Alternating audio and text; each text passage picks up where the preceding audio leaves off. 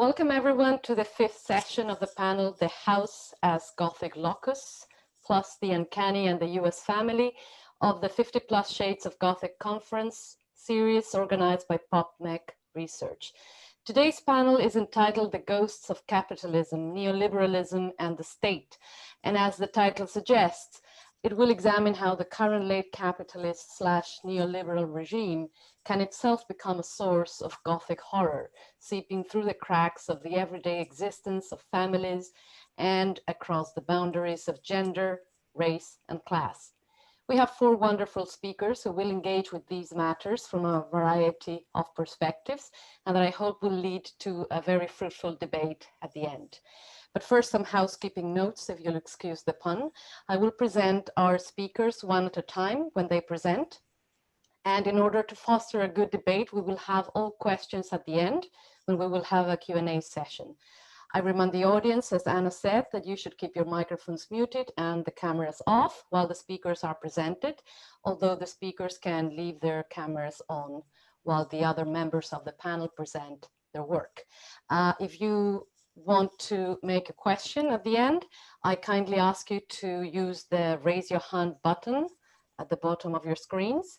I also remind you that this session is being recorded and will be uploaded on YouTube. So if you do not want to appear on the video, you can type your question in the chat and I will read it out loud for our presenters. So without further delay, let me introduce our first speaker, Dr. Caitlin Duffy. Caitlin recently earned her PhD from the Department of English at Stony Brook University after successfully defending her dissertation last month. Her research interests include 19th century American Gothic fiction, contemporary American horror films, and political theory. And the title of her presentation today is Isolated Families and Spectral Surveillance in Ari Hester's Hereditary from 2018. So I pass the floor to Dr. Duffy now, and thank you all for being here with us today. Thank you. I'm just going to share my PowerPoint.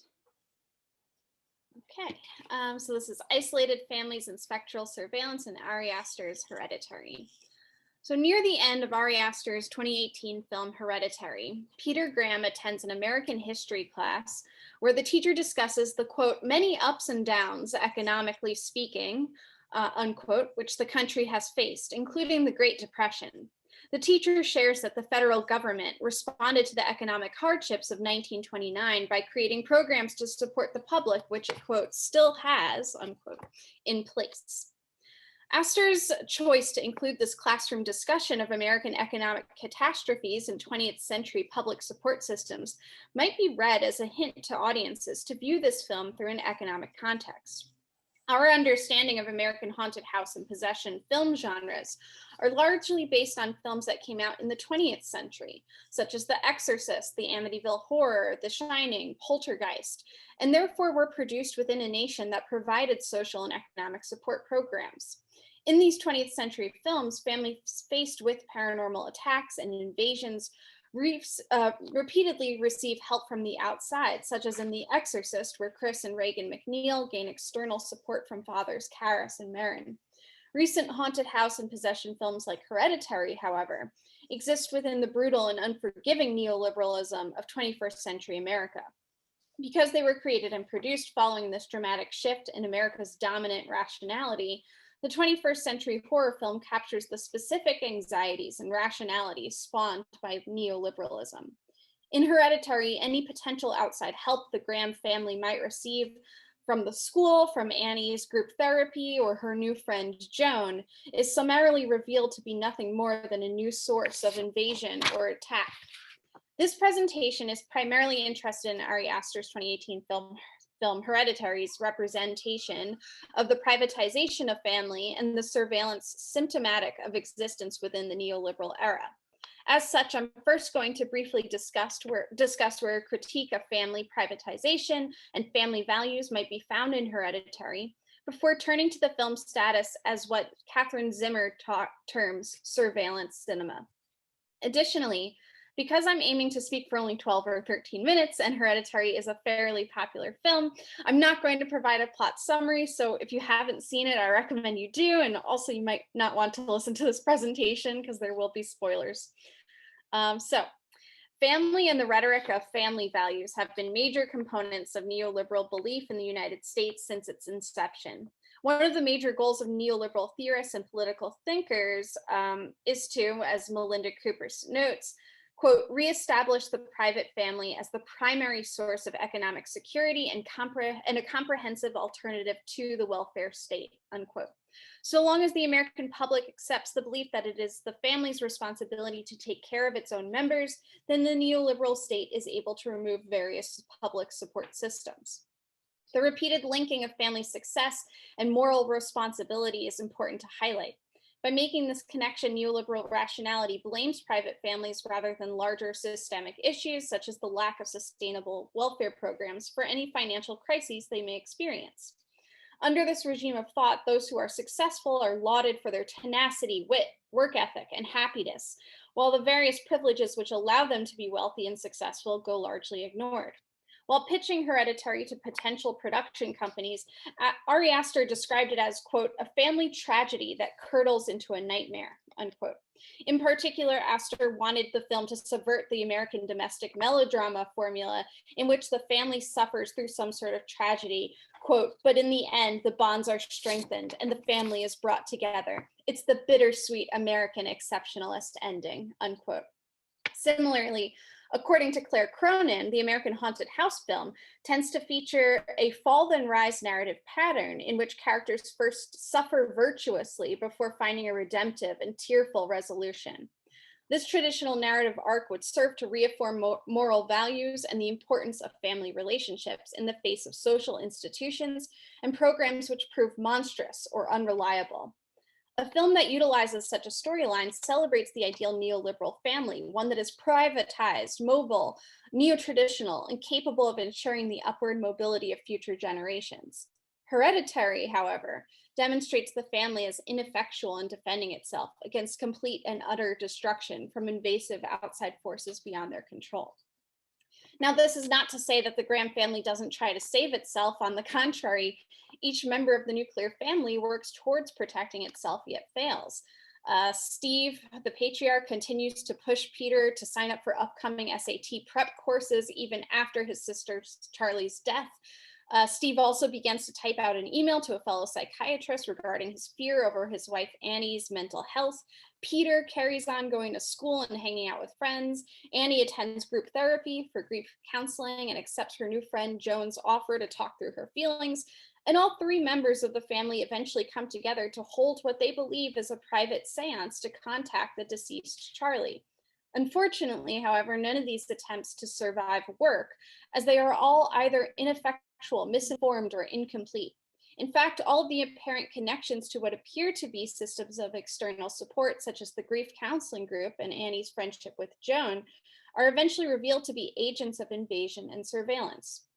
For example, Annie is eventually pushed into performing a seance only after the cult engages in multiple acts of surveillance and behavior control. Early in the film and after Charlie's death, a glossy advertisement is pushed into the Graham home's mail slot, covering their other mail, and calling all skeptics to participate in an open seance. After this attempt to control Annie's behavior fails, Joan provides a more successful approach by befriending Annie and offering her healing and recovery through their newfound friendship and the seance. Films like Hereditary might effectively be viewed then as part of Catherine Zimmer's surveillance cinema, which are movies that both question and capture issues connected to surveillance and make use of surveillance practices or technologies. As Zimmer writes, surveillance has changed alongside the internet, as it is no longer a unidirectional or top-down activity, but is instead complex and chaotic, encouraging self-monitoring as well as peer-to-peer forms of surveillance. one major form of consumer-based surveillance comes from what Mark Andrzejewicz terms a, quote, digital enclosure or an interactive realm in which submission to tracking becomes the very price of admission to purchase goods or enjoy free services, such as those offered on social media platforms. So when Annie attempts to receive support from the group grief therapy she attends, her time with Joan, and the seance to contact Charlie, she also unknowingly exchanges her own privacy for these brief moments of community, sympathy, and relief. The varied methods by which Annie and her family are surveyed also serve to capture the experience of living within modern surveillance society or surveillance economy. The Graham family are not only tracked unilaterally by Payman and his cult, but also by each other. Charlie obsessively draws unflattering pictures of her family and schoolmates. Annie recreates important moments in her life as intimate miniature scenes within dollhouses for display at a prestigious art gallery. And Steve monitors his wife's deteriorating mental health closely. The Graham family is also invaded by the camera and the audience. Although Astor worked to tell the story of a, quote, long-lived possession ritual from the perspective of the sacrificial lambs, unquote, he also shot the film, quote, from a more objective, knowing, sinister perspective as well, for there to also be the feeling that the film knows something that the family doesn't, unquote. To do this, Astor says that he relied largely on Colin Stetson's score, which was made to feel evil and to, quote, give you the feeling, basically, that the killer is already in the house, unquote. Hereditary opens in Annie's workroom. The camera pans across the space before centering on one of her miniature pieces, a dollhouse representative of the Graham family home. As the camera then zooms into the dollhouse room depicting Peter's room, the sound of hoofsteps rapidly increases. Slowly, the sound fades away as the dollhouse room transforms into Peter's actual room. The sounds of these hoofsteps help to place the unknowing audience immediately in the invasive subjectivity of the demon king Payman. By connecting the audience to Payman's and the cult members' invasion, Astor adds to the complicit and uncomfortable experience of watching Hereditary.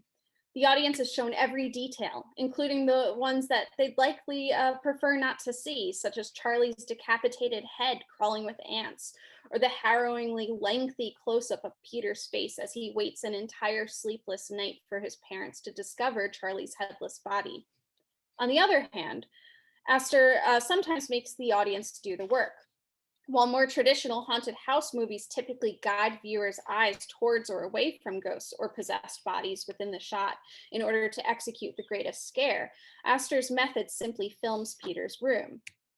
In this shot, the light coming from the window immediately focuses viewers' eyes on Annie and on Peter, and allows the possessed Annie, who I have to sort of lighten to even show you, allows the possessed Annie, who is enshrouded in darkness while inhabiting the top left corner of the shot, to go unnoticed. While other horror film directors would likely choose to suddenly switch the audience's focus to Annie, Astor never brings her into focus during this scene, and instead allows her to silently crawl across Peter's ceiling without discovery. Audience members will likely only notice Annie if they're performing surveillance work, an act encouraged by Hereditary, which requires viewers to comb through each corner of the Graham family home, as well as the film's every frame. In this way, Astor's audience is made to adopt similar practices as Payman and his cult members, as we lurk in the shadows and intrude upon the Graham family's privacy. So to conclude, by rendering the audience complicit in the Graham family's invasion through clever use of both camera subjectivity and soundtrack, Astor emphasizes and draws attention to the key role that surveillance plays in the family's loss of agency. Despite the fact that many people from outside of the family, such as Joan and the other cult members, are constantly watching the Grahams and guiding their behavior, nobody is able or willing to help this family to remove the demonic presence from their home. Hereditary is not unique in its fascination in surveillance and isolation. Rather, these motifs seem to be major points of interest for most 21st century American haunted house and possession films. This trend has already begun to develop further during the current COVID-19 pandemic. Though not an American film, Rob Savage's Host, which was filmed entirely on the video conferencing platform Zoom in 2020, uses the haunted house subgenre as a means to materialize the affective experience of living in the midst of a quarantine. Host shares many of the same interests as Hereditary and other 21st century haunted house films, such as the impossibility of outside help and the constant reality of surveillance, but does so in new ways to capture many of the mundane horrors of pandemic life. Host features a group of socially distanced friends rather than a nuclear family at its core, further emphasizing the common 21st century interest in isolation, while simultaneously materializing the digital invasion that comes with dependence on technologies like Zoom for social interaction. So to conclude, it is my hope that others will join me in unearthing and identifying the evolving trends of 21st century haunted house and possession films, which continue reflecting and responding to the ever-shifting neoliberal present. Thank you. Thank you, Caitlin. Thank you, and also thank you so much for sticking to the time. That was great. Okay. So that was good. So let me present our next speaker. Our next speaker is Conor Mcleis. He's a PhD student at the University of Dundee in Scotland. And his research deals with how horror was used post 9/11 to reflect both the trauma and new fears around engaging with public spaces, and primarily civic public spaces, the main target in any such attack. Conor also looks at how the family as a construct is used in modern horror, and how contemporary ideas of family, their service, utility, purpose, etc., are incorporated into stories of the macabre. And the title of his presentation today is The Grip of It, Women and the Capitalist Invasion of Their Bodies. So the floor is yours. Thank you. So thank you for this. So from this short presentation, there's two things that I would really like to do. Unfortunately, this book maybe isn't as well known as Hereditary, so there is a little bit of me talking about what happens in the book, which I'm sure you'll enjoy. So the first thing I really want to do is to give an introduction and a close reading of this text, The Grip of It by Jack Jemk, and hopefully inspire a few of you to go and buy it or pick it up at your local library. The main reason behind this is that this book explores the pressures and demands of early married life on two typical American people. The horror of this book, as I will explain, haunts the empty recesses of their own fears and inadequacies, rather than the stereotypical haunting of a typical nuclear family. The invasion of this home and their apparent refuge and intended new start comes from the home itself on its inhabitants, rather than some former owner or creepy neighbour, although there is one of those in this as well. The second thing I would like to achieve is to begin to relate the experience of both Julie and James to the larger capitalist system that scaffolds their life. I choose the term capitalist for its obvious connotation to James's gambling addiction and his, quote, adrenaline shot, end quote, as he calls it, in an attempt to gain fast money, while also relating this failure on the part of the husband to its effects, more visceral and challenging, on his wife, whose needs are superseded by the instinct to keep the marital unit intact. The unsettling and harmful effects of the house on Julie are reflected back at her through her best friend Connie, a device that's not used with James, which, if there's time, I'll look at, and how the capitalist framework around their lives fails both of them in very different yet equally devastating ways. So, as a short introduction to the book, The Grip of It is a uniquely twisted piece of literature, focusing on a couple in the very early years of their marriage. That's Julie and James. The book begins with a move for the couple to a new home, and this move was necessitated by James's growing gambling addiction, both by the money he's lost and the need to be away from the old influences that once drew him in. Quickly, the house seems off to them. Rooms appear where there shouldn't be any rooms, noises filter in and out of each room late at night, and most disturbingly, intricate bruises patterns begin to develop all over Julie's body that match mold growing in the basement. The main instigation, as I said before, is this novel is James's growing gambling addiction. And this is important because this is initially shown through their bank accounts to reflect how it began to affect their marriage. When money in his own, James's, account runs out, he begins to claim, quote, incidentals, end quote, from their joint account. The continued use of this over a prolonged period of time causes Julie to question her husband, who then relates his troubles to her in full only when she begins to suspect something. At no point in this novel do both Julie and James's points of views ever cross.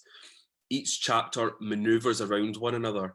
It works as a gentle back and forth of personal experience that rarely interlinks, save for the overarching narrative they're both experiencing in very, very different ways. Emotions from James are seen only through Julie's perspective and vice versa.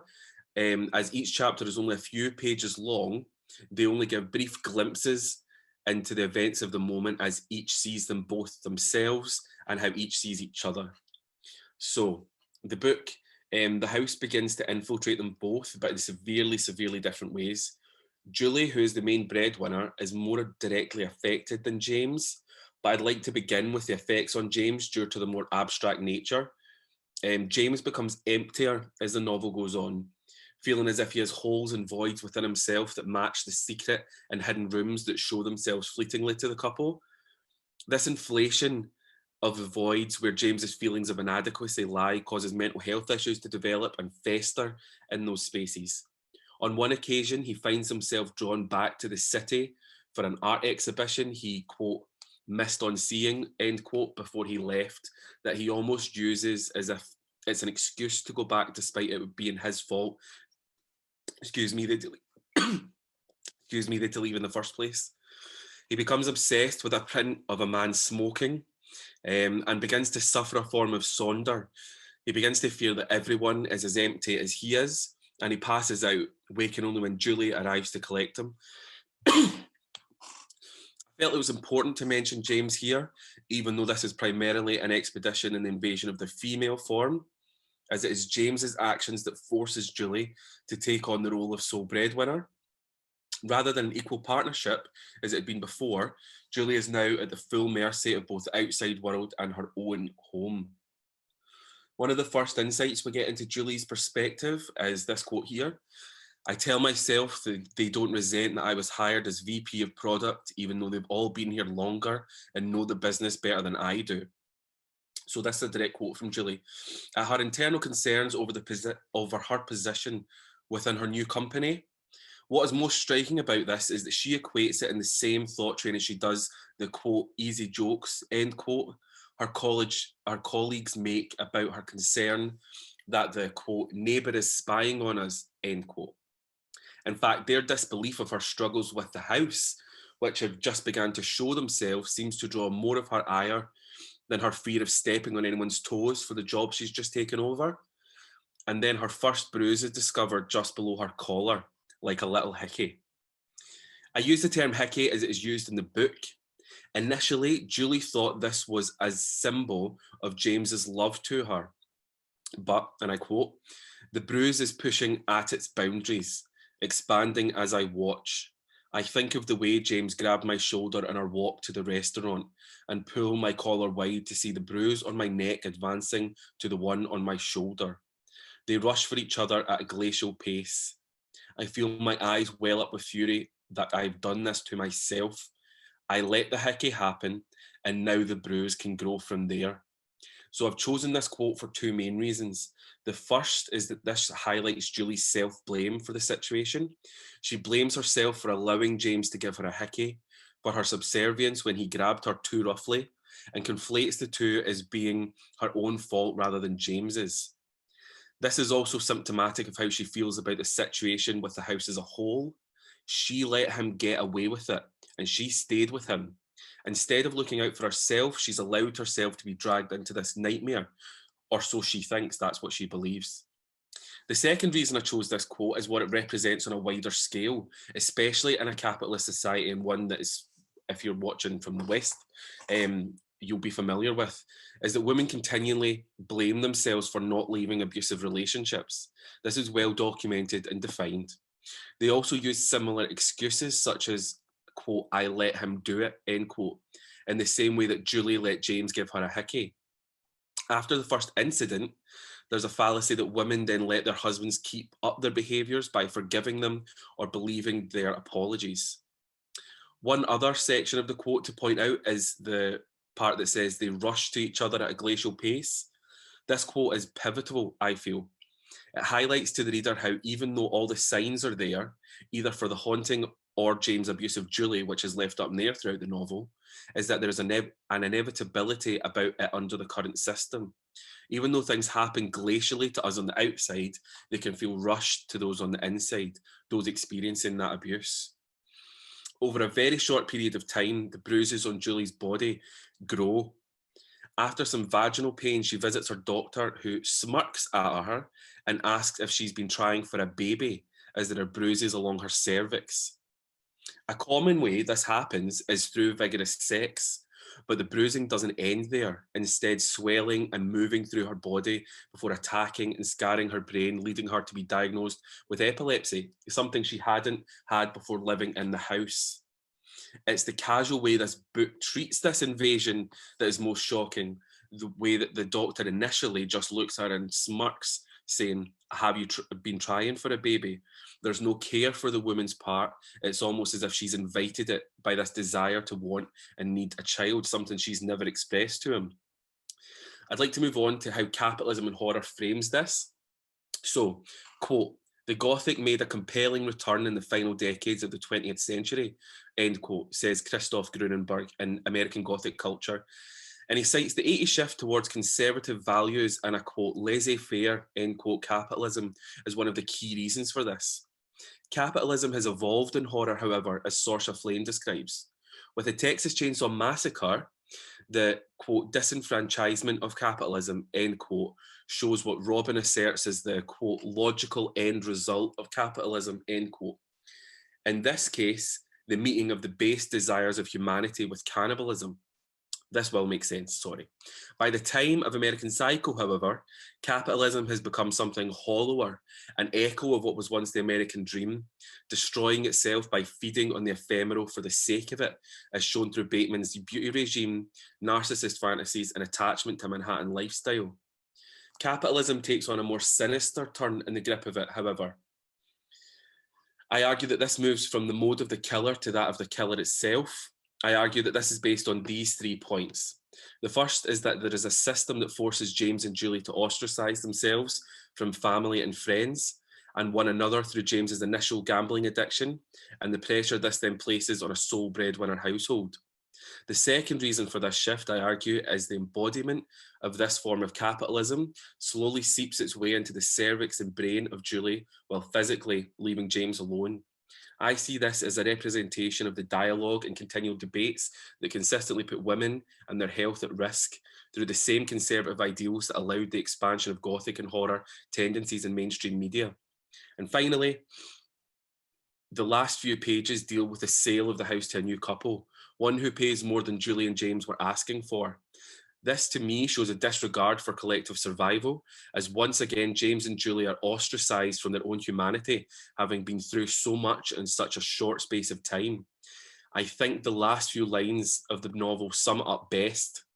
When they're watching their neighbour's next door home, who they initially broke a window to gain entry into in order to discover more about why he was spying on them, we get this end few lines told through James's point of view. We consider phoning the detectives. Let's not, says Julie. And when they ask us if we saw anything, we haven't seen a thing. Thank you. Thank you, Conor. And thank you also for a great time management. So that was great. So let me move to our next speaker. Our third speaker is Amy LeBlanc. She's an MA student in English Literature and Creative Writing at the University of Calgary and managing editor at Filling Station magazine. She's an author of poetry and fiction, and her debut poetry collection, I Know Something You Don't Know, was published with Gordon Hill Press in March 2020. Her forthcoming novella, Unlocking, will be published by the University Calgary Press in their Brave and Brilliant series in 2021. And her presentation today, the title is The Living Dead, Haunting Incarceration and Zombified Slavery in Sing Unburied Sing. The floor is yours. Okay, thank you. When I timed myself, it was exactly 15 minutes, so I'll try my best. In his essay, Teetering on the Brink Between Death and Life, Mumia Abu Jamal describes the, quote, razor's edge between half-life and certain death, end quote, that he and other inmates experience on death row awaiting execution. Similarly, Caleb Smith describes the convict as an animate corpse in the wake of civil death, quote, the status of a living person divested of all civil rights, end quote, which means prisoners experience virtual death as part of their incarceration. My paper will focus on Jesmyn Ward's Sing Unburied Sing to investigate the intersections of incarceration and ghostliness. I ask, how do prisoners who are already undead remain and haunt the living after their literal deaths? Are their virtual deaths as inmates simply an inevitable extension of an undead system?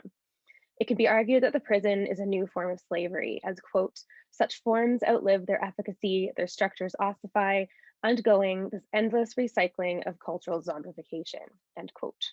My paper will seek to make meaning of ghosts in the Southern Gothic, which in this case is perhaps more aptly named the carceral Gothic. Anderson, Hagood, and Turner provide the following definition of undeadness. Quote, undeadness describes a wide continuum of phenomena, from funerary rites and mourning practices to the shocking, overwhelming affect of terrifying spectacles and post-traumatic flashbacks to figures from beyond death, ghosts, vampires, zombies, but also corpses unburied, decayed, desecrated, dismembered, yet still filled with life, or a kind of life, be it with a multitude of microorganisms drawing sustenance from decomposing bodies, or the physical afterlife of remembering the dead, end quote. The title of Sing Unburied Sing speaks directly to this notion of unburied dead and the voices they retain and utilize in their hauntings. Sing Unburied Sing is a multivocal saga following Jojo, his baby sister Kayla, his mother Leonie, his white father Michael, and Jojo's grandparents, Mam and Pop, whose first name is River. Mississippi State Penitentiary, also known as Parchman Farm or Parchman Prison, is another main character in the novel, even though we never enter its doors in the present day narration. Leonie and the children drive across the state to pick up Michael upon his release from Parchman. As a child, Pop was also at Parchman, and he shares fragments of his story with his grandson, Jojo. Ward, Ward writes parallel narratives about two generations of young men incarcerated at Parchman and the traces of family trauma that remain following their incarceration. Every character in the text is haunted in some way, but the two main ghosts are Richie, a 12-year-old boy that was at Parchman with Pop, and Given, Leonie's brother, who was murdered by her husband's cousin on a hunting trip. Avery Gordon says, quote, what's distinctive about haunting is that it is an animated state in which repressed or unresolved social violence is making itself known, sometimes very directly, sometimes more obliquely, end quote. The two ghosts in the novel are exclusively the direct and oblique sides of a haunting. Given only appears when Leonie is high, but Richie shows himself to Jojo unprompted and repeatedly. We are first introduced to Richie when Jojo asks for Parchman stories from Pop, even though he has heard them all before. But Pop never tells him the endings. In its many iterations, Parchman is an example of a zombified institution that just will not die. In Angela Y. Davis's book, Are Prisons Obsolete? She writes, quote, in most parts of the world, it is taken for granted that whoever is convicted of a serious crime will be sent to prison, end quote. Her work directly addresses one of the seminal texts in contemporary studies of the prison system, Foucault's Discipline and Punish. She rightly points out that, quote, although Foucault attempted to explain the production of manipulable bodies within the context of a panoptic carceral network that reaches far beyond the prison, gender and race are virtually absent. Dennis Child's Slaves of the State, Black Incarceration from the Chain Gang to the Penitentiary is a direct response to Davis's article. Childs writes of spectral voices, testimonies, and survival practices as traces or hauntings of those who have been incarcerated, which offer, quote, a nearly inexhaustible, if largely unheeded, set of ghostly demystifications of that time-honored master narrative, end quote. The master narrative is the story of emancipation that holds sway over the American imagination. After the 13th Amendment was added to the Constitution, slavery was no longer legal, but, quote, forms of chattelized legal and extra-legal terror proliferated in freedom's wake, end quote. Childs says, quote, While Foucault barely makes mention of slavery in his compelling history of the modern prison, the writings, soundings, and survival practices of Davis and countless other Black prisoners or former prisoners define chattel slavery as a primordial and tenaciously undead carceral regime of Euro-American modernity, end quote. There are a few examples of the undead carceral regime that are more compelling and fraught than Parchman Prison. One court case of particular importance in Parchman's history is Gates versus Collier in 1972, where the prison was found to have violated the human rights of its inmates and the Constitution. This case is described as a landmark case that ended the trustee system in Parchman Prison, which designated certain inmates to administer, control, and punish other inmates. They were given rifles and explicit permission to use force, abuse, and to kill if necessary. There was often a white man at the top of the chain as a trustee, Black inmates working under him, and other Black inmates who were the victims of violence under the system. In Sing Unburied Sing, River is enlisted within the trustee system. When the trustee, Kinney, escapes from Parchman and River becomes the hunter, he encounters pushback. Quote, "It's different," they said, "for a Black man to be a trustee with a gun." Said that's unnatural too, but that's Parchman, end quote. The implication is that Parchman has always been an unnatural place. It is a haunting location. The case is considered to have ended the abuse of inmates at Parchman Prison, but future legal records and dealings show that abuse and prisoner civil deaths continued despite new laws and policies. Civil death is, quote, "the loss of a person's civil rights, chiefly as a result of outlawry, banishment, etc., end quote. Within this metaphorical death, the accused has no rights, and therefore their rights cannot be violated. In his article, Detention Without Subjects, Prisons and the Poetics of Living Death, Caleb Smith describes inmates at Guantanamo as being, quote, "animated flesh and living a bare life," end quote. He says, quote, "the legal, material, and symbolic violence of the penitentiary regime worked to turn the convict into a kind of animate corpse," end quote. In Sing Unburied Sing, after Richie has been whipped for breaking his hoe, he says to River, quote, "It's too much dirt. It's everywhere, in the fields, it's in my mouth so I can't taste nothing, and in my ears so I can't hardly hear, and in my nose, all in my nose and throat so I can't hardly breathe," end quote. Richie is being entombed alive and is choking on dirt in his ghostly state as a prisoner and a laborer for Parchman. Abu Jamal describes incarceration as being, quote, "entombed in a juridical, psychic, and temporal box," end quote. Richie becomes the living dead, a walking corpse through his disenfranchisement and dehumanization long before his physical death. He is reincarnated through River's stories, but he also returns to haunt Jojo directly. Avery Gordon refers to ghosts as, quote, "a something to be done," meaning that the whole essence of a ghost is that it has a real presence and demands its due, your attention, end quote. Gordon furthers this analogy by connecting both the ghostly institution of slavery and the ghosts it leaves behind. Slavery has ended, but something of it continues to live on, quote, "as it always has, a something to be done," end quote. The legacy of slavery is what Anderson, Hagood, and Turner would refer to as cultural zombification, the remnants of a system that continue long after its death, or the repetitions of old systems in new forms.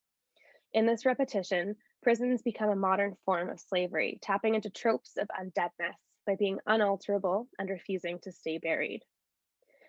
In her analysis, Gordon states that haunting, quote, "describes the singular yet repetitive instances when home becomes unfamiliar, when your bearings on the world lose direction, when the over and done with comes alive, when what's been in your blind spot comes into view," end quote.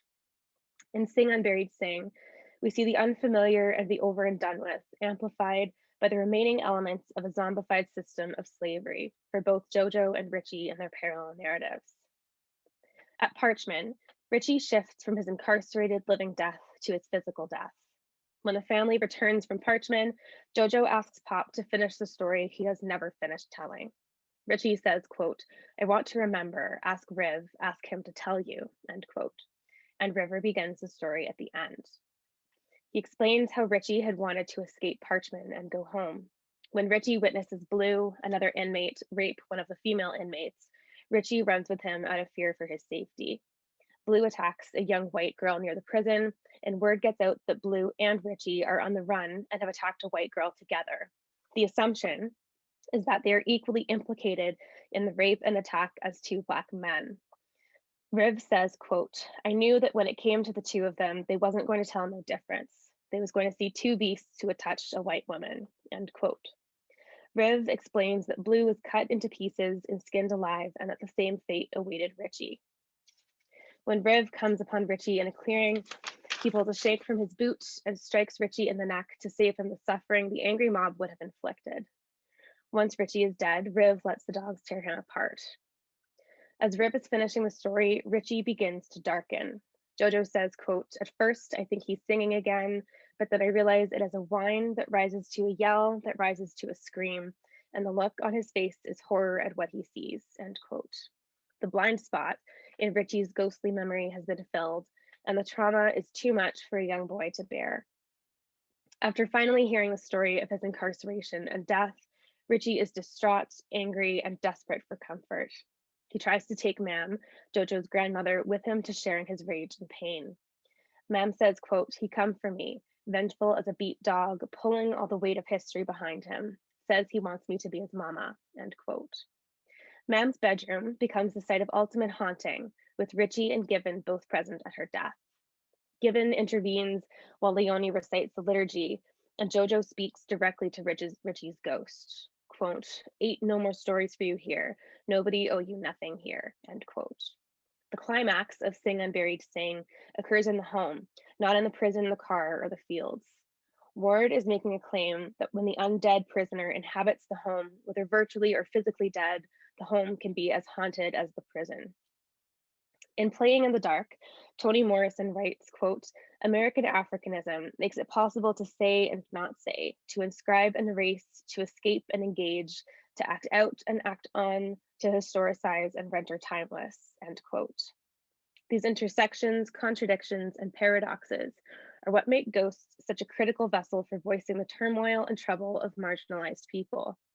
The ghosts in Ward's novel are alive and present, since their lived reality is constantly influenced by the past. They bring that reality to those they haunt. In Morrison's terms, the ghosts are historicizing experience and rendering experience timeless, acting out against living subjects and being acted upon by their own histories, escaping their pasts while also engaging with them head on. After Mam has died and they have burned her hospital bed in the yard, Jojo finds Richie curled into the roots of a tree looking, quote, "half dead, half asleep, and all ghost," end quote. When Richie asks him what he is doing there, Richie replies, quote, "I'm here. I thought once I knew I could become something else. Maybe I could become the song. I can't come inside. I tried yesterday. There has to be some need, some lack, like a keyhole, makes it so I can come in," end quote. Richie is unable to join the land of the living with Jojo, but he is also unable to fully occupy the space of his death and be at peace, just like when he was at Parchman, not fully dead, but not fully alive. Richie's lack of clear delineation creates what Childs calls, quote, "a spectral poetics of living death and a subterranean politics of resistance," end quote. Richie slides up the tree like a snake and joins other ghosts perched on the branches. Kayla, Jojo's baby sister, is the presence that ultimately changes their state as ghosts. She begs Pop to put her down, and when she finally does, she begins to sing, quote, "a song of mismatched, half-garbled words." The multitude of ghosts lean forward, nodding. They smile with something like relief, something like remembrance, something like ease, end quote. In Sing Unburied Sing, what the ghosts desire most is to go home. It is Kayla's song that ultimately allows them to leave and be at peace. The last line of the novel is, quote, "home, they say, home," end quote. Kayla's voice changes the conditions of haunting, changes the need that draws the ghosts in, and changes their living death to a final death and resting place. While some of these ghosts, like Richie, died their physical deaths within the confines of the prison system, their metaphysical deaths as ghosts are in the open air. This time, they are liberated and without the confines of the 13th Amendment or the prison industrial complex. They are no longer lesser than, not prisoners, indentured servants, or laborers for the state. They are finally home. Thank you. Thank you, Amy. And again, great timing. So let us go to our last speaker. And move on.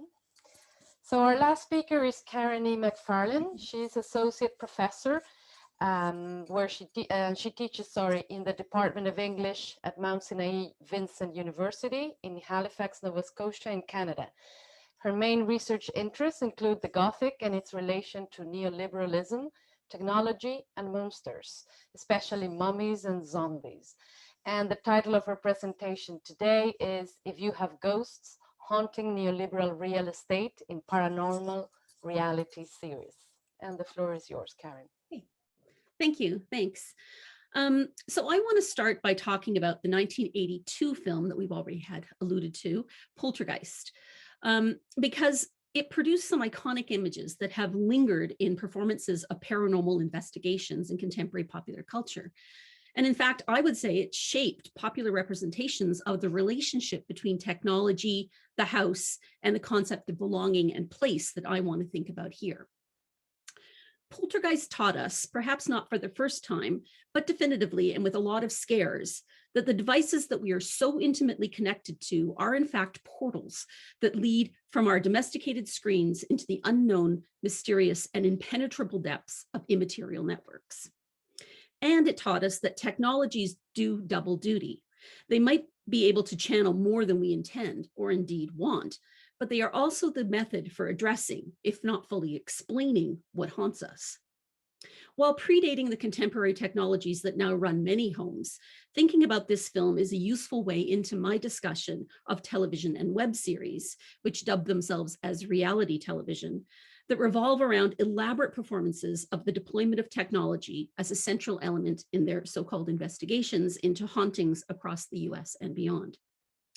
In contemporary television and ghost hunting, web ghost hunting series, it is the position of the house as a concept, as a construct, and its power over this similarly conceptualized family that owns it, that is at the center of the politics of their narratives. Representations of the destabilized relation between house and homeowner, I argue, enact a fundamental unease about the place of the American dream as it is reimagined in the aftershocks of the 2008 to 2010 crash of the mortgage market. The house, as I have argued elsewhere, is at the heart of the American dream. It is also the central symbol of its tenets of hard work paying off, prosperity, and upward mobility.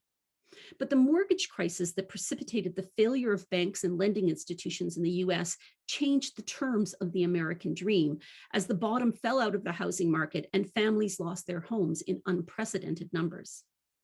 The neoliberal policies that precipitated the crisis are, as Barry Murnane argues, a series of processes whereby free market policies, privatization, financial deregulation and speculation, and corporate enterprise over government-led decision-making is seen to be apparently without alternative.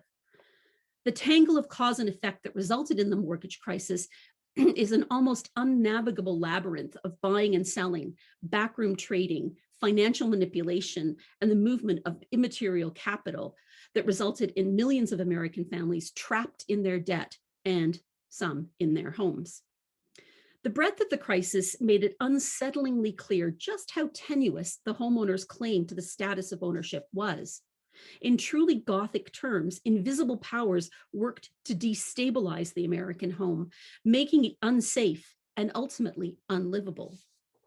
In this context, home ownership can be understood to be less about the ideals of stability and upward mobility that shape the American dream, and instead as a state of being haunted by the inexplicable random movement of spectral and speculative capital in the mortgage market.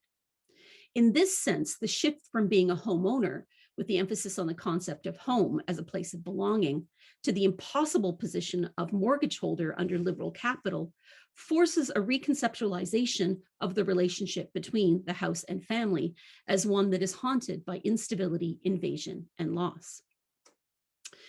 Technology played a central role in the financial crisis, and technology, as we know, is never politically neutral. Making digital technology the definitive method for economic decision-making was, as was the case before the 2008 crash, was supposed to resolve inequities in the system of borrowing and lending. but instead it dehumanized these decisions, placing the emphasis on capital and commodity and on the needs of banks rather than on humans. And I would argue that we can see the use of technology in post-crisis paranormal investigation series as mimicking the neoliberal terms that shape the owner's relation to their house, reinforcing the power structures that define the precarious and technologically mediated terms of their ownership. Traditional haunted house narratives, as we all know, have generally been read as being about what Dale Bailey calls a problem of place, and are most often structured around the uncanniness of living in a space that already has its own, often secret history. In contemporary television and web ghost hunting series, though, it's not the house's history that is the cause of anxiety, but its place in the present, its precarious contradictory relation to the idea of belonging and economic stability. In these series, the narratives generally only tangentially relate to the history of the place, and instead act out anxieties about the fractured nature of the contemporary homeowner's relation to their property. In the opening credits of the 2016 series Kindred Spirits, for example, two experienced ghost hunters describe what they consider to be their mission, which is, they say, to rescue families terrorized by paranormal activity in their own homes, to help families reclaim their homes and their lives. This and similar series represent the presence of ghosts as tales of strangers who can and do lay claim to the family home. The response to haunting and ghost hunting programs, then, is shaped by an elaborate fantasy of restoration, such as the term reclaiming in the Kindred Spirits opening credits. But as I would argue, this fantasy is undercut by the even more powerful way in which the concept of the home continues to be haunted by the mortgage crisis. And so these series ultimately refuse to fully restore the home to their deed holders. Invaded once by spectral interlopers and then by the surveillance technology of the paranormal investigators, the house as home, as a place of security and privacy and stability, is revealed to be lost forever. The layers of penetration performed in these investigations reveals the new relation between the family and the house in the American psyche, always precarious, always claimed by other powerful, spectral, and incomprehensible forces. The connection between the paranormal and technology that I'm talking about here is not new, of course. In fact, the terms and strategies used by many contemporary paranormal investigators are drawn directly from 19th century psychical research and spiritualist practice, which were both heavily invested in deploying cutting-edge technology for the time in their search for communication with the spirit world. And these connections, as Karen Williams suggests, had two intentions: one of earnest authentication and another of spectacle and effect. In the 19th century, technologies such as telegraphy, photography, phonographic recording, radio signals, and so on were not only adapted to spiritualist practices, the practitioners adopted the methods and rhetoric of the science that developed them. And like their 19th century predecessors, contemporary investigations are heavily invested in similar spectacles and language, and in the performance of deploying the power of technology as a material way of controlling the immateriality of the spirits they hunt. Faith that technology can intervene between spirits and the human in both 19th century and contemporary paranormal practice is partially predicated on the belief that technological apparatus is somehow better than or an augmentation of the merely human. From the spirit photograph right through to the EMF meter, the belief is that a mechanism is capable of seeing, hearing, and sensing what the human cannot. Technology is thus an extension of the human in the same way that the paranormal is said to extend life and consciousness, but it also supersedes the human as a sign of authority and far-reaching power. To return to poltergeist for just a second, because it's hard to get me away from that sometimes, it is important to remember that while domestic technology is the cause of the crisis in the Freely home, authoritative technologies need to be brought in to validate, record, and resolve the haunting. The expertise of the team of investigating parapsychologists begins with an elaborate performance of rolling out the apparatus that ultimately takes over the house. The spectacle of technological prowess in this early example of paranormal investigation in film has become a staple of contemporary reality ghost hunting series. In these series, the move to investigating haunted buildings is also prefaced by an elaborate performance of the deployment of intricate equipment that almost magically and certainly uncannily spreads into every nook and cranny of the spaces. Tracking shots follow cables that snake up stairs and under closed doors. We see cameras blink red in darkened hallways, and screens eerily illuminate rooms. The technology mimics the spectrality of the spirits it hunts, bridging the gap between spaces, between public and private, and turning the closed space of the family home into a place of surveillance and regulation of what belongs and what does not. What is significant about this deployment of technology for my purposes is the ways in which it is connected to a narrative of neoliberal policies rather than of rescue or restoration. The unseen forces that imperil the homeowner's relation to their home are ostensibly the spirits that haunt it, but the rhetoric that shapes so many of these shows mimics the language of the market and the mortgage crisis. Terms like illegitimate possession, foreclosure, and eviction abound. In pre-crisis series like the campy Canadian Rescue Mediums, which first aired in 2006, and the fictional Ghost Whisperer that premiered a year earlier, each episode concludes with a sort of spiritualist intervention in which troubled spirits are basically sat down and then helped to move on to the other side. These narratives focus on the notion of maintaining a separation between the dead and the living, with the family home and the spirit world acting as two distinct and ideally segregated spaces. This sort of more traditional ghost hunting emphasized the resolution of conflicts between the living and the dead over the possession of the house. And without fail, it's clear in these series that possession is the right of the living deed-holding homeowner. But in contemporary series like Ghost Hunting and Paranormal State and any number of others, who has the right to the house is not exactly clear.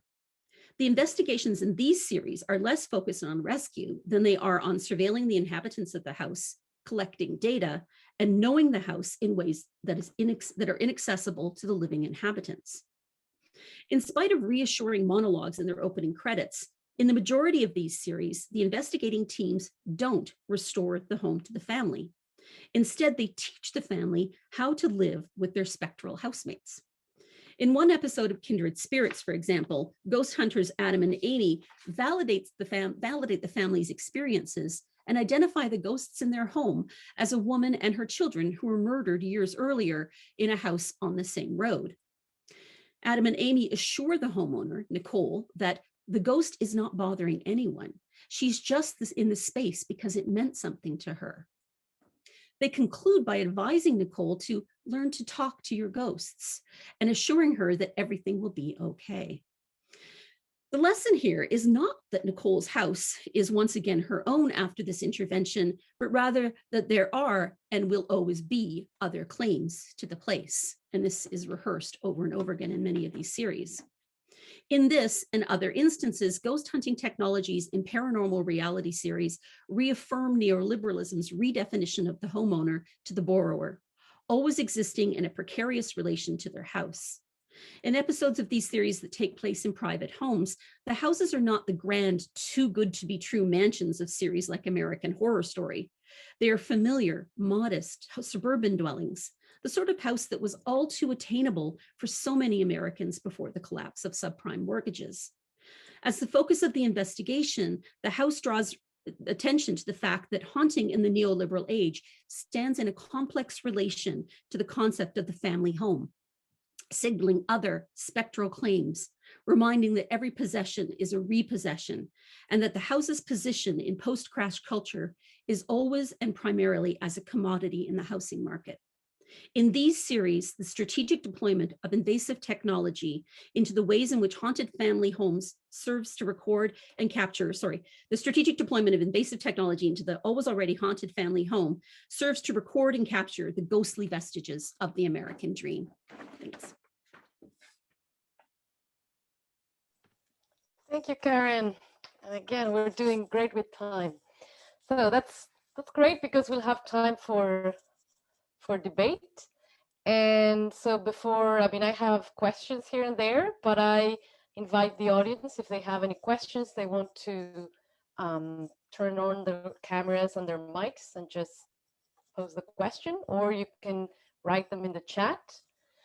Or even I think that the 4 papers are really well connected. So speakers might have questions for each other or things you want to ask each other or to discuss. So please go ahead if anybody wants to intervene.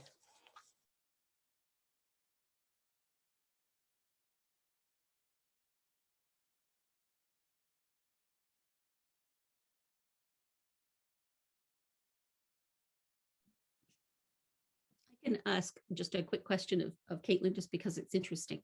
I really enjoyed everyone's papers, by the way. It was kind of interesting to hear how we were all connecting and stuff. Caitlin, I was interested in what your thoughts are, because there's sort of the houses within houses within houses in Hereditary, right? And so we have the doll houses, which are kind of either idealized or not.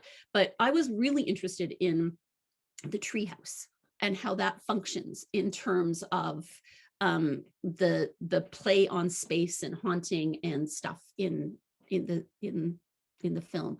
I don't have a fully formed question, but I was just sort of thinking about those kind of layerings and how the treehouse is kind of a child's space, but ultimately, obviously, isn't. So, what are your thoughts on that in terms of your overall argument about surveillance and haunting and space? Yeah, thank you for that question. Well, I think the miniatures work, or the doll houses, I guess, work pretty much as what I get into in the larger version of this is the doll houses are sort of this sort of self-surveillance work, or at least this work of like really showing, because a lot of the scenes that she's building were scenes of trauma or like really important moments in the family's life or in her life. And she's recreating them for show, and it's part of her labor too, that she's constantly working on throughout the film. The treehouse is interesting because I think the treehouse has a lot of different functions, like you were sort of gesturing towards in your question.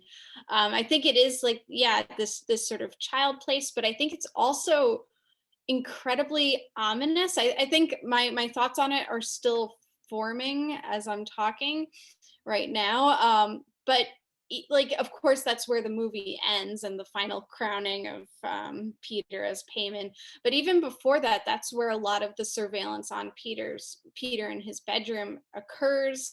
That's also where Charlie sort of brings herself to be watched over, maybe invaded by this cult and this demon.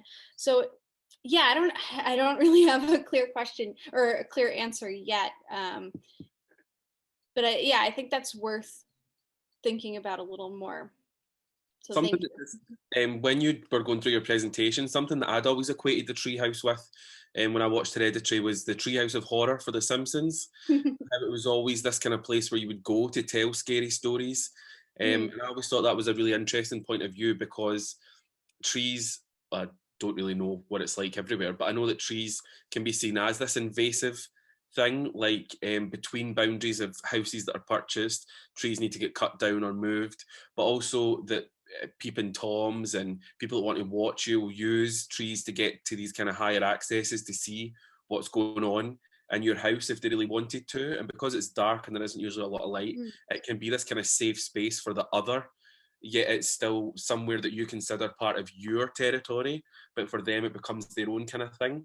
And so this match between the treehouse of horror, where this is where all these scary stories are coming for The Simpsons, and then the way we use tree houses is this kind of almost childlike space, like you were saying, but it also becomes very threatening the minute it gets dark, because it's so enclosed off and so hidden.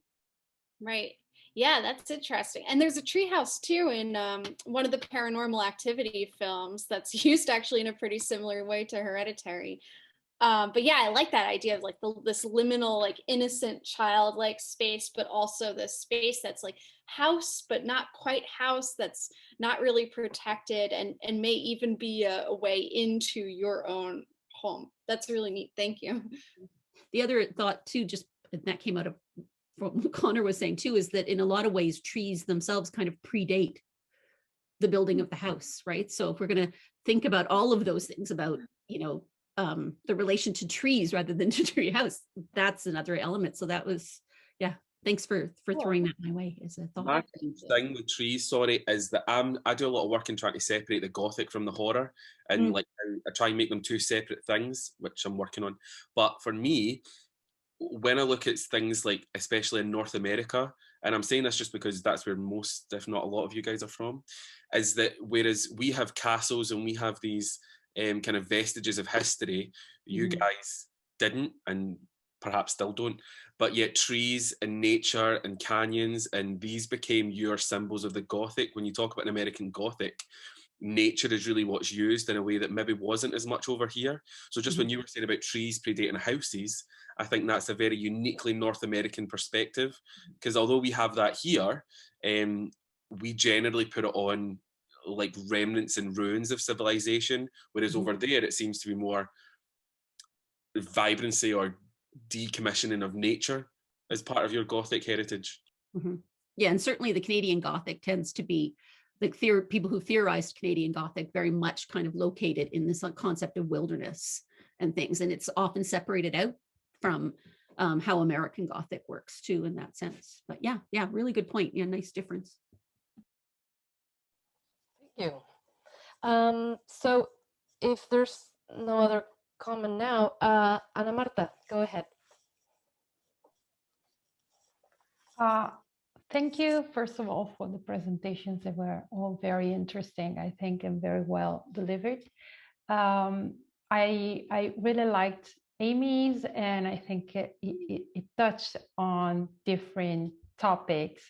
So my question is more for the other three, even if you can of course have your say. But I've been asking this to all of our presenters that presented on haunted houses, because I know nothing about haunted houses, but I really noticed this, and I'd like to know what you think about, even if it was not really the focus of your presentation.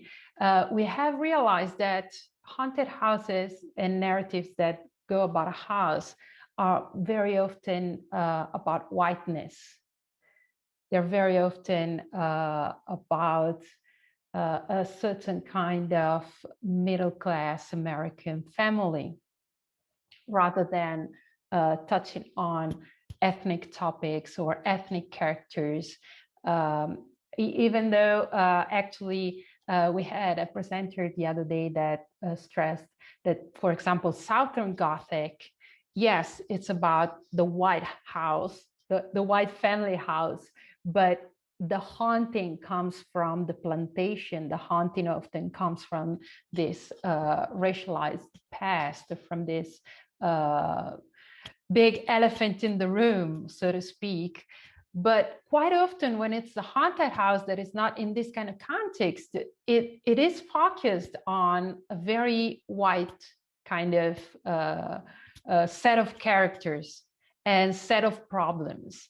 So just, do you have any comment on this or some reflections? Because I find it very interesting. Both has, maybe it is a critique of the white middle-class family, maybe it is not, maybe it is just, I don't know.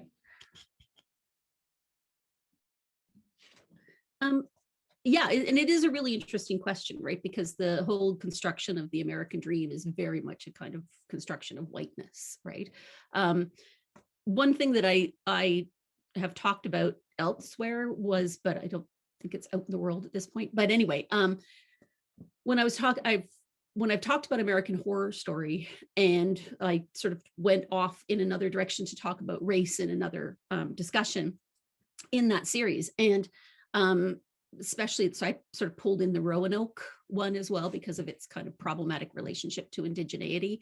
But one of the things about American Horror Story that I think is really interesting, the first series, Murder House, is that there are no characters of color except for a security guard, and that's about it.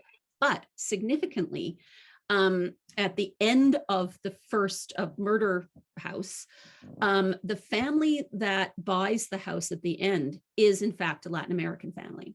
And the real estate agent makes a big deal about talking about their background and their heritage in fairly racist ways, actually. She's selling them the house. And it became very interesting to me that, the whole history of the subprime mortgages and stuff, really, they targeted people of color in the selling of those mortgages. And so there were huge numbers of African Americans and Latin American people who were actually lost their homes because of this predatory lending.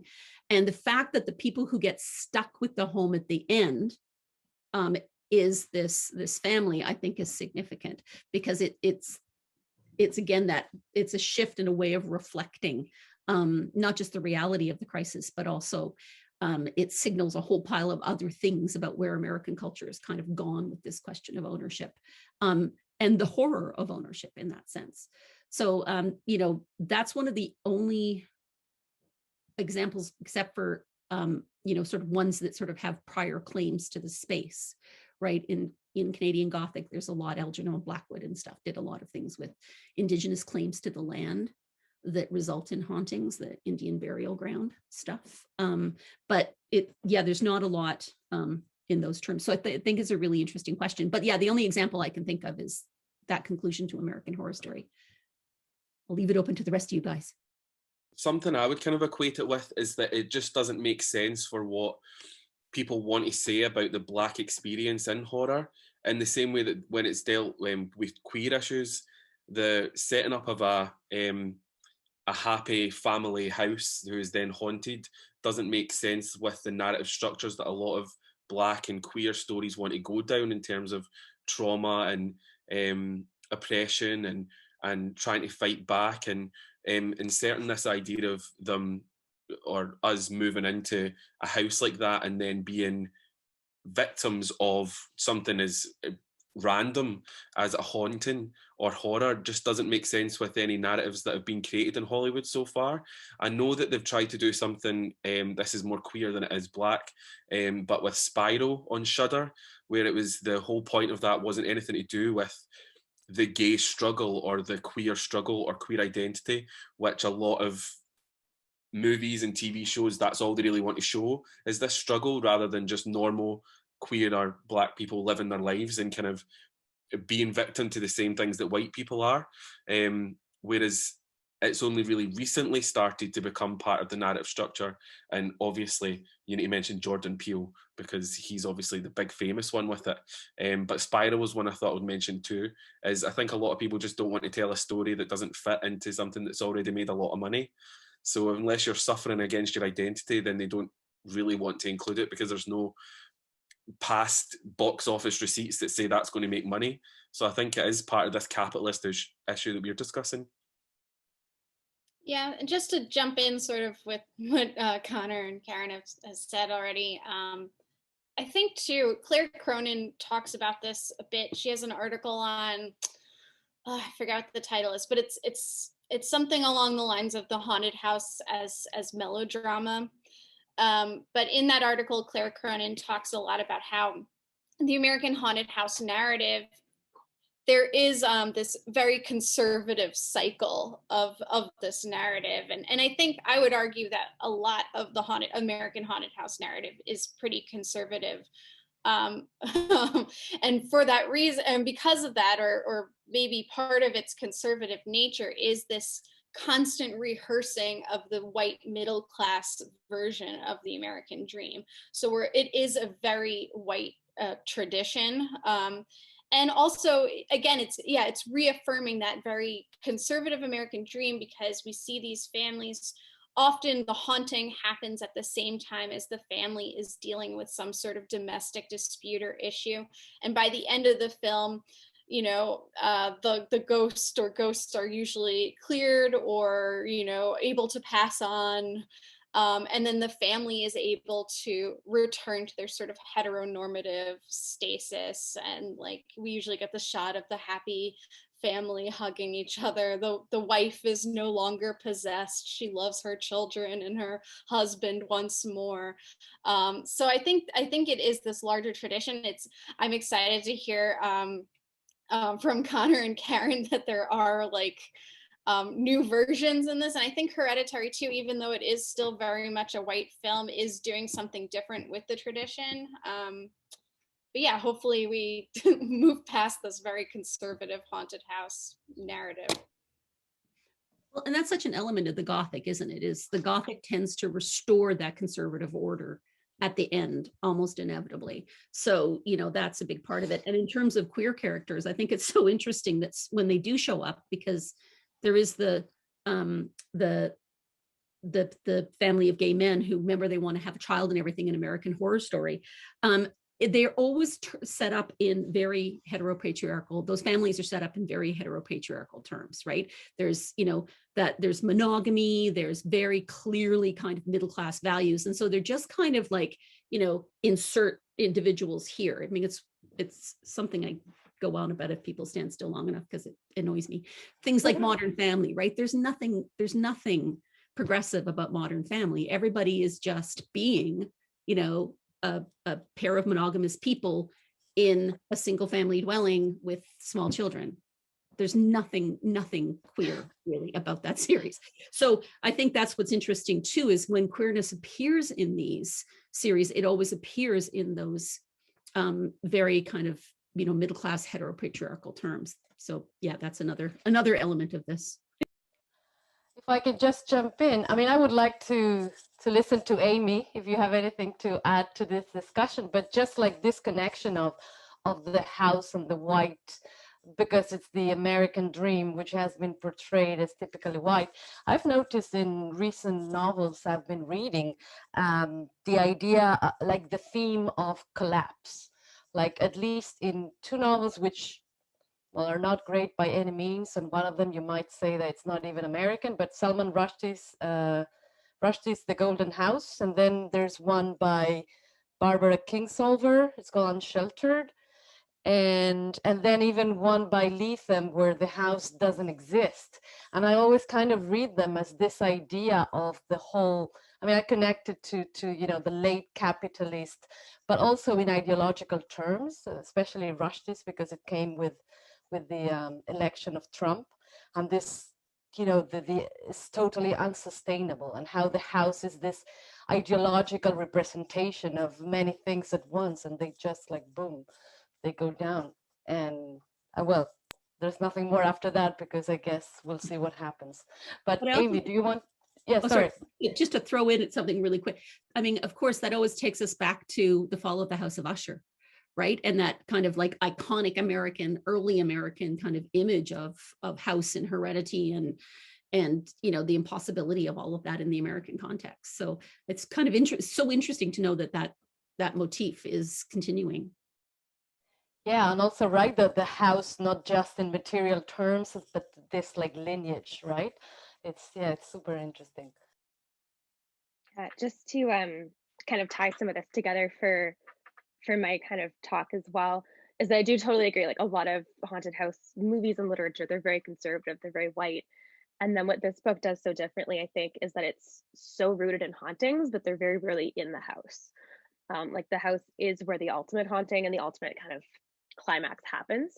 But the first time that we encounter ghosts, it's usually in like the car or outside somewhere. It's in like a field. Like Ward removes the ghost from the house. And for me, it's that changing the conditions of the haunting, in that she really gets into specifically like Black horror and Black trauma, and how a Black haunting would differ from a white haunting. In that with the white haunting at the end, it's like you said, Caitlin, like you're not possessed anymore, everyone's happy, you have this big family reunion. Whereas here you still have the death of the matriarch of the family, and you don't recover from that quickly. And I do, like, you have a longer version of this paper where I get into more detail, but all of the ghosts at the end, there's all these ghosts in the tree, and they're all Black. And they all describe some of the ways that they were murdered, abused over the course of their lives and their deaths, and they carry that into their hauntings. And then at the end of the novel, all of them get to go home, wherever that is. But I think it's really important that that doesn't take place in the house. And I think that's part of what makes the novel so effective, is that she's stepping outside of the haunted house narrative in the ways that we typically visualize it, in that she can possibly take more risks. Like, she doesn't have to fit within the conservative confines of what the haunted house narrative, a marketable one anyway, should be, and kind of take it into the outdoors and into this forest kind of space, where the conditions are completely different. Yeah. Go ahead, Conor.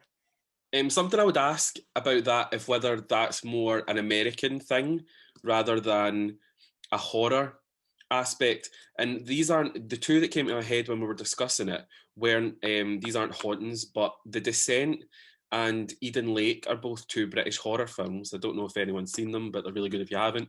But there's a tendency in American literature and films to resolve things with a happy ending, or to try and head towards a happy ending that maybe isn't part of the European structure of horror, or as much part of the European structure of horror.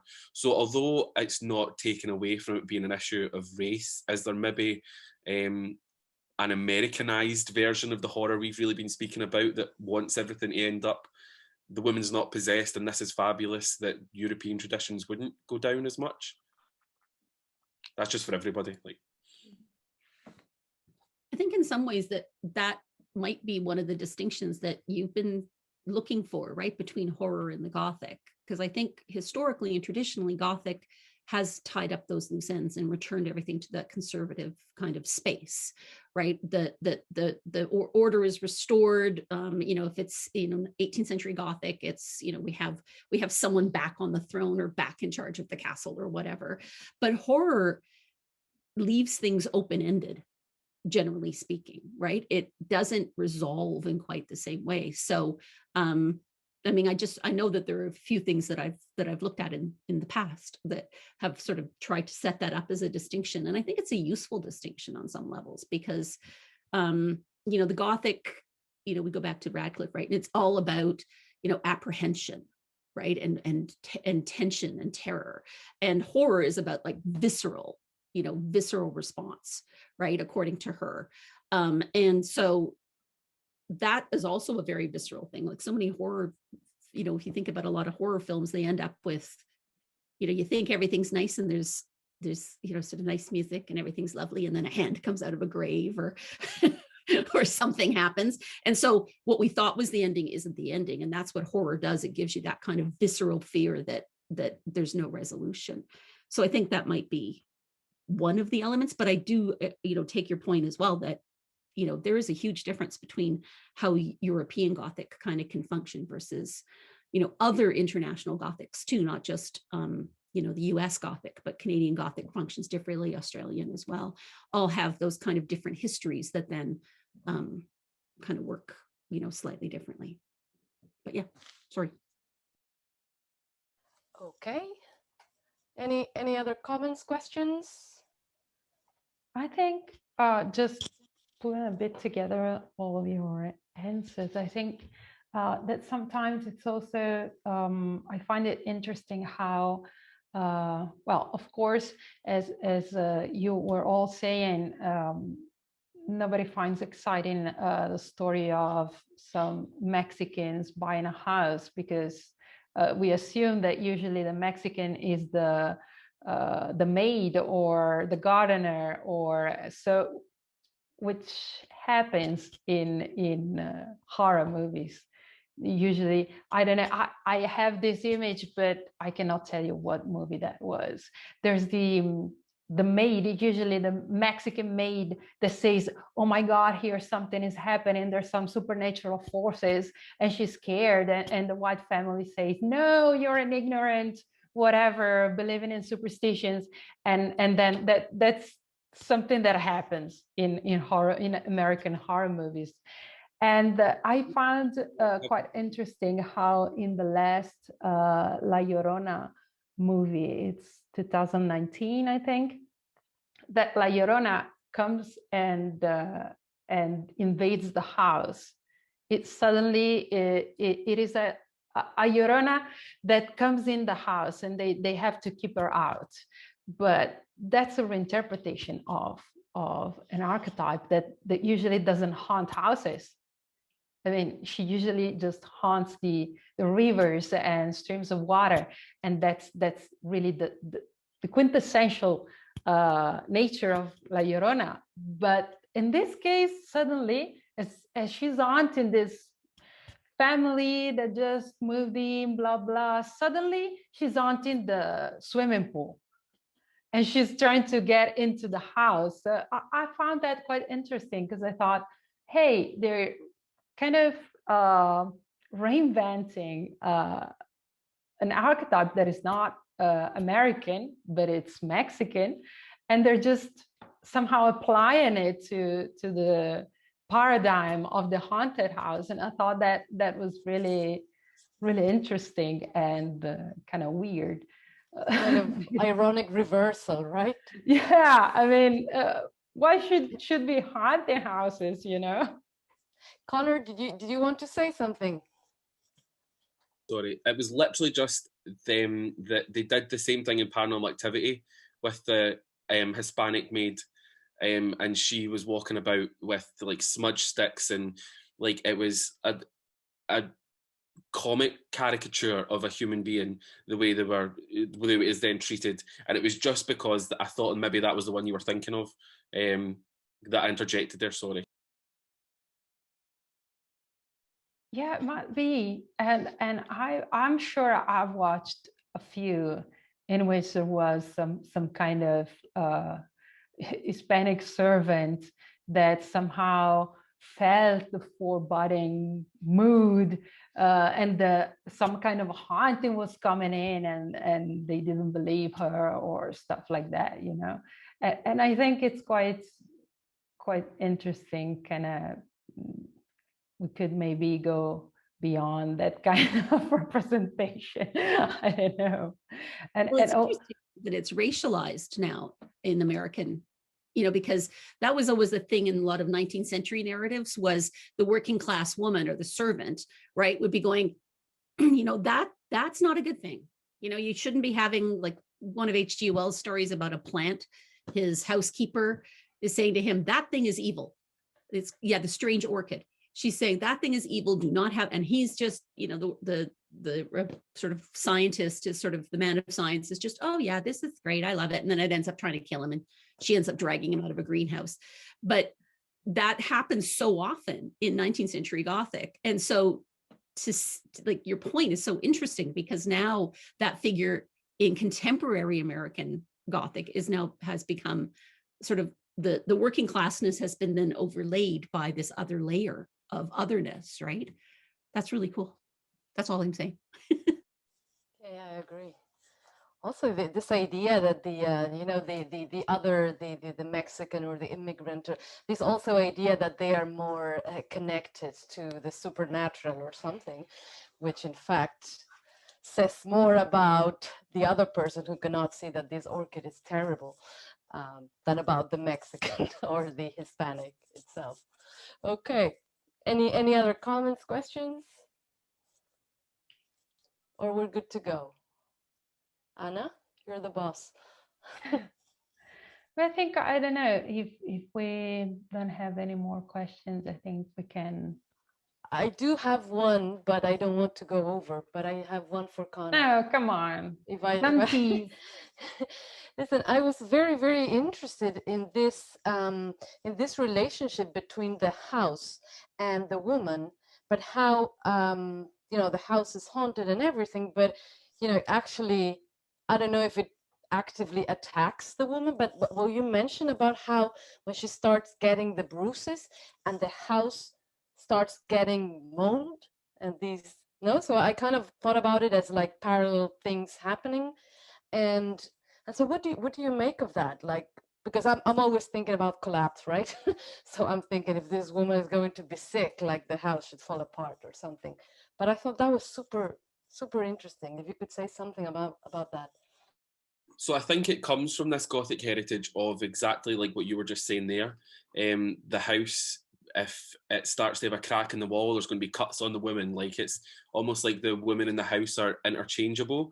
And what I found, or what really drew me to this novel in particular, was that it wasn't stereotypical roles for the male and the female. Julie was the breadwinner and the one most connected to the house, and she was like doubly attacked throughout this story. And it felt like more of a comment on a woman's modern role in society. And there's something called, please don't ask me where it came from because I can't remember, but where women now are expected to go out and work, but are also still expected to be the ones doing the housework. They have this itemized list in their head: this needs done, this needs done, this needs done, this needs done, that is absent from a man. And what this novel for me was saying was that this is unsustainable and this isn't going to work forever. Like, this just can't, it's not physically possible, to the point where the house itself, because there's nothing actually haunting the house, there's no ghost, there's no references, there's something kind of over at the neighbour's house that's, he might be dead, he might not be dead, blah blah blah. There's this whole other separate story, but the house is attacking her. And it was the scene with the doctor that I mentioned that was almost, and I didn't want to use the word because there is a trigger warning with it, but what he was smirking at was almost to the point of rape, that it's vigorous sex and it's rape that causes these bruises of the cervix. And he just automatically assumed A, that she wanted a baby, but B, that it was okay for this to have happened. And she'd never described any type of feeling to him about wanting to have a child. So why is that his first instinct? And the fact it was the house that did it to her, I mean, it progressively goes worse and it begins scarring her brain. And there's a lot you can say about an attack on intellectualism on females through this capitalist system, but I didn't have time. But yeah, for me, it was the fact that there wasn't any overarching hatred in the house. The house just wanted to hurt this woman. And it wanted to do it so intimately that doctors would just think it was a natural part of the course, and how all these things kind of came together that meant that she wasn't getting the support. The only one that really looked out for her was her friend Connie. And I think that says a lot about women in general, about that really, unless there's systems in place where they look out for each other or notice signs that aren't prescribed naturally, then there's not going to be a change. Yeah, that's where I'm going with that.